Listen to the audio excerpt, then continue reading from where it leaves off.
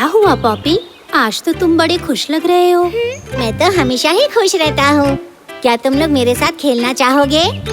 अच्छा लतीफा है, हमें खाना इकट्ठा करना है। हम तुम्हारे साथ बाद में खेलेंगे। अगर मेरे पास पर होते तो मैं भी इनकी तरह परवास करता।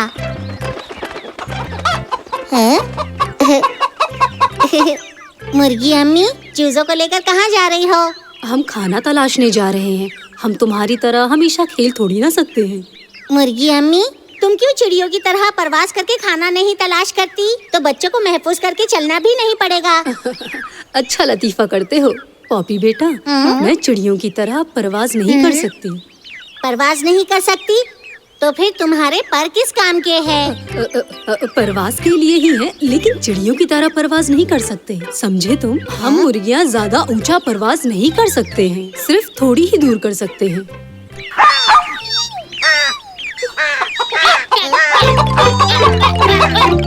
अब समझ में आया मुझे। मुर्गी अम्मी सिर्फ थोड़ा ही परवाज कर सकती है।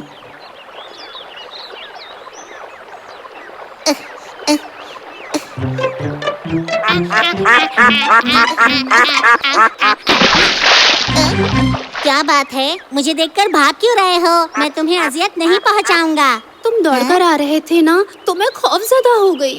तुम क्यों हमेशा तैरते रहते हो? हाँ? तुम्हारे पास भी तो पर है, तो फिर परवाज क्यों नहीं करते? पर तो है, पर मैं मजीद दूर तक परवाज नहीं कर सकती। हम बतखों को पानी में तैरना ज्यादा पसंद है।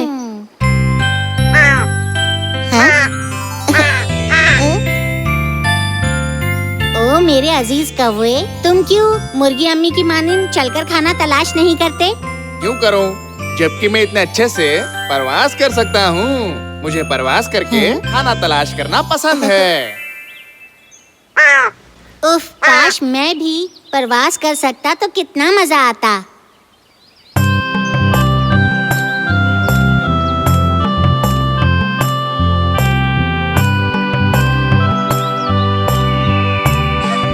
ये बाज हमेशा आसमान में ही रहता है। कितना मजा आता होगा ना ऐसे परवास करने में। शायद इसीलिए नीचे की जानिब नहीं आता होगा।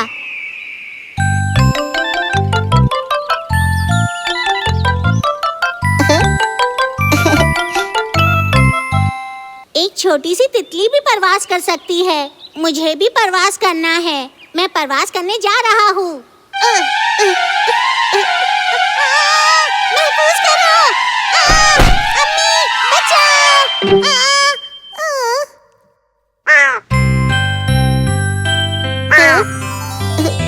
मेरे अजीज पॉपी, क्यों ऐसी शरारतें कर रहे हो? तुम बिना पर के कैसे परवास कर सकते हो? परिंदे ही परवास कर सकते हैं। मुझे पर भी नहीं चाहिए और परवास भी नहीं करना है। पॉपी, खफा ना हो बच्चे। हम परिंदे तुम्हारे जैसे दौड़ और कूद नहीं सकते। तुम्हें अपनी काबिलियत पर गुरूर होना चाहिए। दुरुस्त कहा।